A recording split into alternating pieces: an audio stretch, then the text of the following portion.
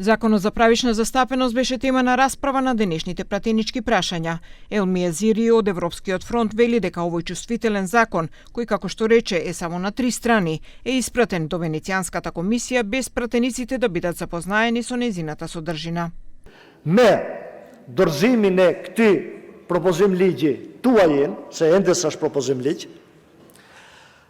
në Komisionin e Venecias, vallë tentohet që të galvanizohet, tentohet që të vendoset një mburoj e hekurt këtij ligji, që kur të vjen në parlament, ne si deputet mos të kemi mundësi që të intervenojmë me arsyetimin se ka thonë Komisioni i Venecias, e ka thonë mendimin e tij, e ka thonë vlerësimin e tij.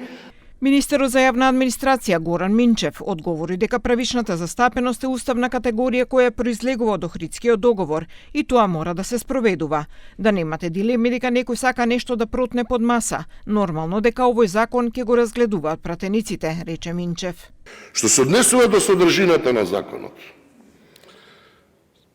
Исто како што во собранието е формирана комисија, не знам од кои причини, затоа што тоа се регулира со закон, има координативно тело кое што ќе биде составено од повеќе министри во соработка со Агенцијата за администрација, ќе го следи процесот на правична застапеност во јавната администрација, односно во сите институции. Азири постави прашање и околу изградбата на брзата пруга од коридорот 10, на што министерката за финансии Гордана Димитриевска-Кочовска одговори дека доколку не ја изградиме ќе останеме црна дупка на Балканот во однос на транспортот.